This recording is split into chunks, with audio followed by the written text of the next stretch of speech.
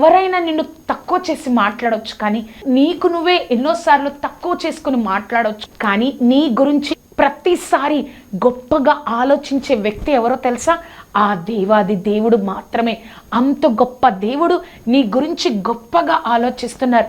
నువ్వు అనేక సార్లు ఈ విధంగా ప్రార్థన చేసుంటావు, ప్రభా నువ్వేనయ్యా నా దిక్కు, తండ్రి సర్వశక్తిమంతుడా నువ్వే నా దిక్కు ప్రభా, ఈ లోకంలో నాకు ఏ నిరీక్షణ లేదయ్యా, నువ్వే నాకు కార్యాలు జరిగించాలి అన్న ప్రార్థన నువ్వు కొన్ని బాధల్లో కష్టాల్లో ఉన్నప్పుడు చేసావేమో.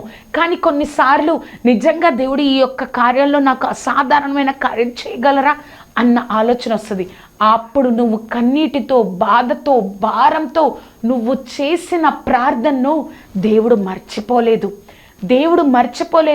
దేవుడు తప్పకుండా నీ జీవితంలో ఒక అసాధారణమైన కార్యాన్ని చేస్తారు.